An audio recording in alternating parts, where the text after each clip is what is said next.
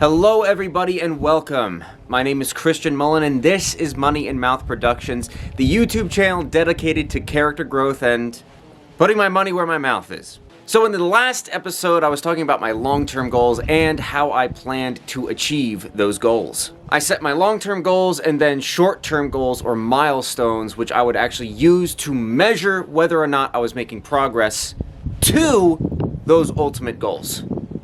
Today I'm going to be talking about my failures, my successes, my additions and eliminations from last week. Let's start off with failures. These are the things I didn't do right or I didn't do them at all. Why are we talking about failures first? It's because failures are where your opportunities for growth lies. It tells you where you need to improve. In the last video I talked about habits and how this is the vehicle we will use to actually achieve our milestones and goals. This is where my biggest failures were. So for fitness, my workouts were lazy and they were way too short. The simple fact is I wasn't waking up early enough to get to the gym early enough to give myself that long enough window to have a actual good, fulfilling workout. When I would show up, I would feel just tired and lethargic and was honestly just half-assing the workouts. I didn't have my workouts planned, so I was heading into each day not knowing what I was going to do, and I was having to figure out what the workouts were in the moment, and I was already tired and lazy and really didn't feel like doing it, so I would just be like, screw it, well, just whatever. Another failure is I wasn't tracking my weight, I wasn't tracking my body fat, and I wasn't taking pictures. These are the important measuring tools that we use to determine whether or not we're actually making progress, and I just wasn't doing it. I wasn't collecting the necessary data to tell whether or not I was actually going anywhere. And when you're not collecting the data, when you're not constructing these measuring tools, most likely you're just moving backwards. Luckily, when I went back to reread my body fat percentage and weight, I hadn't lost that much progress. I did go back up to about 26% body fat, or I think it's 25% body fat. I'll throw the picture up. So I didn't lose that much progress, but I wasn't heading in the right direction, which doesn't help anyone. Another failure is the nutrition piece. I wasn't tracking my nutrition, and much like the workouts, I didn't really have a nutrition plan. I didn't know what I was eating ahead of time.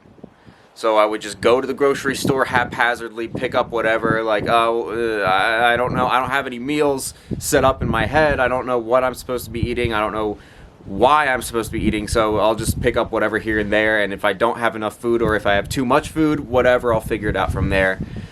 Not the best strategy. But that's okay, because, like I said earlier, failures are where our opportunities for growth lie, so we have taken this mistake and we have learned from it. Journaling. So on this one, I was actually doing pretty good for a while. I was journaling every single night, and for whatever reason, most likely laziness, most likely time constraints, I just stopped doing it altogether. YouTube. Same deal. I didn't have a plan going into it. I just randomly decided to write that first script, and then I just randomly shot that video, and then I just randomly posted it with no plans moving ahead in the future. Relationships. So my goal for this one was to go on a single date once a month. No, I didn't. No. Hasn't happened. Failure. So I haven't set up my dating profile yet. And I haven't taken the pictures that I need in order to set up the dating profile. And I still haven't done it. And I don't have a plan for when I'm going to do it. But we'll figure it out. Don't worry about it. Corrections. The biggest thing that I have learned from my mistakes this past month is that having a plan written down the day or week prior to doing something is critical to success. Who would have guessed? Certainly not me. Alright, so here are the actual corrections that I have implemented so far. Fitness. New goal, aesthetics. So I think one key to the failure that I didn't mention earlier was that I was conflicted about what my goals were. I have been torn between gaining mass, gaining size, and strength, and aesthetics. And I've been talking with my council of accountability, and finally I have just decided to dedicate to aesthetics. So me and my coworker have gotten together, we put our brains together, and we have created what I like to call the Pure Aesthetics Program. So for the next 6 months or so, my training plan is dedicated specifically to aesthetics. So really just trying to target muscle hypertrophy. I started waking up at 5:30 a.m. so that I can get to the gym by 7 o'clock and start my workout at least by 7:10 or 7:15. Ample time. That's at least an hour and a half per day for a workout. I've been creating my workouts the night prior, or at least I have an idea in my head of what I want the workout to be, which saves a lot of time and energy the day of, so that you're not scrambling trying to figure out what it is you want your workout to look like. You go into it the day of knowing exactly what you're going to do, and your workout is automatically 150% better. 15 minutes for warm-up. In the month of December, I would show up to my workout and I would just start the workout. No warm-up involved at all. It doesn't make that huge of a difference in the short term, but you do start to feel the effects long term. So like, I was definitely feeling more sore. My joints felt worse. Just generally speaking, the workouts themselves weren't as good as they could have been if I had just warmed up. Because it's not just a physical factor, it's also the psychological factor as well, right? Just gearing up, getting your heart rate up, warming up your body, getting the blood flow going. It really just helps set the precedent for what the workout should be. So yeah, giving myself that 15 minutes for warm-up is absolutely critical. Plus, you know, injury prevention. I say yeah, as if you know this stuff, but you most likely don't know. Warm-ups are good for injury prevention as well, which is super important and easy to neglect. So 15 minutes for warm-up, super important. Future implementation. These are the things I will start doing in the future / have actually already done because I did them when I was writing the script. Fitness. Nutrition plan solidified. I sort of already did this mid-December. So one of the habits that I started was spend tracking. At the end of every week on Sunday, I would go through the previous week and look at every single thing that I would spend. And lo and behold, a lot of my spending was on food, and I was spending a stupid amount of money on it, and a lot of it was from caffeine. Since one of my goals is to save as much money as possible, I decided then and there, like, this is it. I'm just going to figure out what I'm going to buy every single week at the grocery store / month. So I basically ended up creating a plan where I am only spending $170 per month on groceries and food. And so far, it's been pretty successful, which we'll talk about later. It's not the successes section yet. Tracking weight and body fat. So at the time of writing this script, this was a future implementation. It is now just a present implementation because I successfully took pictures every single day last week, and I did the in-body Monday and Friday. So I have a general idea of what my body fat percentage is and what my muscle percentage is and my weight as well. We're doing it. Journaling. Make one journal entry per week instead of once every single day. So for this one, I guess this one I've already started as well. So one of my coworkers sent us an email. It's called the Roadmap for 2018, which I just renamed as Roadmap for 2023 because it's 2023. Basically, it's just a list of a bunch of questions that really makes you do some introspection. So I've been working on that for quite a while, and I consider that as journaling. So you could say I've already implemented this. The issue that I was having with journaling before is that it was just too time consuming, and by that I mean I wasn't properly planning my time out. Since then, I have adjusted my schedule so that I have more times in the evenings, but I'm using that for a different stuff, which I'll talk about later. YouTube. The goal is 1 video per month. My goal is to spend just a few hours every single Sunday on YouTube. So as of right now, I have the first Sunday of every month will be dedicated to just writing out the script and figuring out what the video is actually going to be about. The second Sunday will be for reviewing the script, making sure it's up to date, which I haven't done this time, but it's fine because we'll implement it next time. That's what it's about, right? Failing, making mistakes, and then correcting along the way.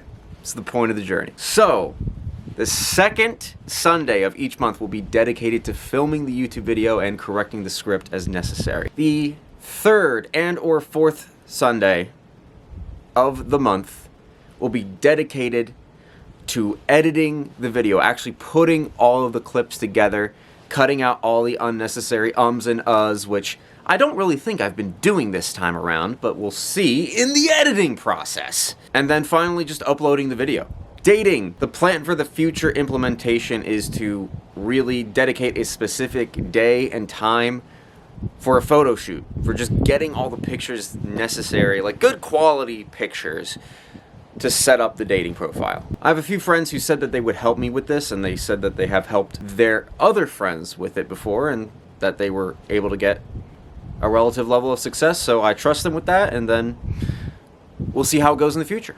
It's cold outside. Weird. Filming outside in the winter.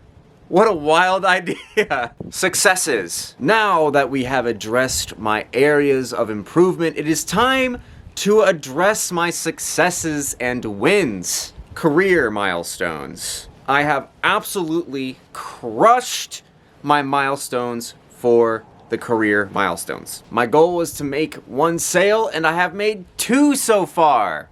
So we're making progress. We're getting there. 2 sales. On to number 3. Financial. 3 months living expenses acquired. Mission accomplished. On to 6 months. Dating. I went on a coffee date. It went well. That's it.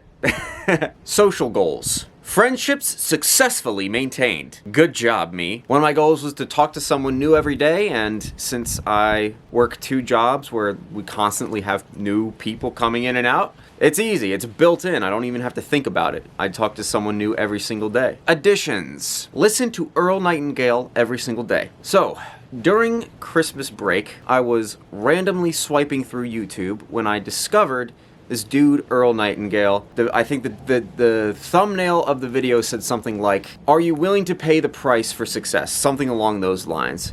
So that caught my attention. I clicked on the video. It was a 15-minute audio clip. I listened to the whole thing, and I was very inspired. It motivated me. I continued down the Earl Nightingale rabbit hole, and I really liked what I was listening to. Some of it may sound cliche if you look him up and start listening to it yourself. It might sound a little bit cliche. I don't know, it just started getting me to think more in terms of, like, you know, cultivating a positive mindset. I was kind of already going down that road of cultivating a positive mindset, but I really think it just helped to amplify that effort. I'm planting mind seeds of positivity and success. To paraphrase Earl Nightingale, your mind is the most fertile land of all, and whatever you plant in that land, it will give you back in plentiful abundance. So if you're planting negative thoughts, it will give you back negative thoughts in greater quantities. Same thing with positive thoughts. So the goal here really is to just limit the amount of negative thoughts that you allow through your conscious mind. So the way I like to think about it is your conscious mind is a filter. Whatever thoughts you allow to go through are headed towards your subconscious, which just stores it up and then sends it back outwards into the universe, and it manifests into reality. The way I see it is there's enough negativity in the world as it is, so why add to it? Let's just add more positivity. Master the process of auto-suggestion. So, I have been reading a book called Think and Grow Rich, which my coworker Isaiah has also, or he actually already read it. And it's funny because on Christmas break, when I discovered Earl Nightingale, I found out that one of his inspirations was Napoleon Hill, who wrote Think and Grow Rich. So after listening to Earl Nightingale, I finally was like, all right, let me read this book, let me give it a try, see how it goes, and I was pleasantly surprised. I'm really into it, and I consider it a fundamental reading, at least for me. So yeah, what is autosuggestion? So autosuggestion is an idea presented by Napoleon Hill, which basically goes, the more you tell yourself something, the more it will become true. And I'm paraphrasing, and that might not even be the most precise way to describe the idea, but Napoleon Hill talks a lot about the idea of the power of belief and how it is super understated and unfathomable. Essentially, whatever you believe is true. So, if you believe that you are a bad person, if you believe you are lazy, if you believe you're dumb or stupid, then by proxy of believing that thing, it will become true. So, you almost have to delude yourself into believing that you're not lazy, you're not stupid, you are intelligent, and by proxy of believing those things, they will become true. My goal for this is to master my own thoughts, to stop allowing negative thoughts to enter my mind, essentially. Stop accumulating negative thoughts in my subconscious. Only growing positive thoughts. Easier said than done. We'll see. Weekly review. Yeah, that's it. The goal is to do a weekly review of my goals, whether or not I have been moving forward, whether I've been moving towards them, what were my successes and failures, and the corrections I need to move forward. New milestones. Make my first dollar online. So, recently, before I started writing the script, I purchased a copywriting program, and basically it's just a bunch of different courses teaching you how to write ads, teaching you the art of persuasion, teaching you marketing skills, things of that nature. With the copywriting course, the plan has been, and what I've been doing is pretty much dedicating 2 hours every Tuesday and Thursday and a few hours on Saturday and Sunday to this course. I'm trying to really dedicate as much time to it as possible. The goal is to get an average of 6 hours per week on this course. A new goal is to come up with 5 potential business ideas. Previously stated in the last video, one of my goals was to have a solidified business plan, I think by the end of this year, of what my business is going to be.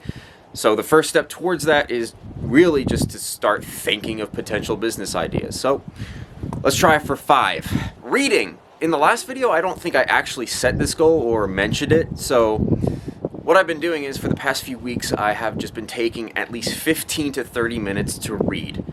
So like I mentioned earlier, right now I'm reading Think and Grow Rich by Napoleon Hill, and I try to average at least 10 pages a day. My goal with reading is really to retain as much information as possible and really learn something from what I'm reading. So if I don't hit that 10-page goal, I'm not really judging myself on that. It is what it is. Alright, I'm going to try to wrap this up because it's cold outside and I had to go inside because it's cold and my hand is cold. Okay, the goal for reading, try to make it immediately applicable. Convert to long-term memory. Eliminations. Start a men's/book club. Long and short of it, I just don't have enough time for it. It's not really that huge of a priority. I would rather focus on the 2 people that I'm trying to help right now.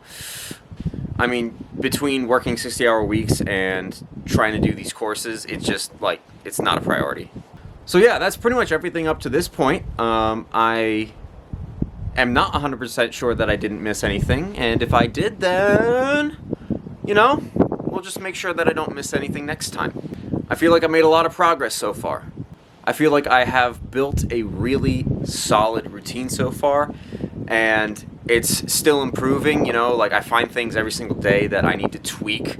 I need to eliminate some things here and there, or I just need to make things more efficient. Like, I know for a fact that the way I'm spending my time isn't as optimal as it could be, so we're always trying to find ways to tighten that up and make it better. All it is a matter of being consistent and persistent. Alright, for those of you who are watching, thank you very much. I really do appreciate it. Thank you a lot, and I'll see you in the next one.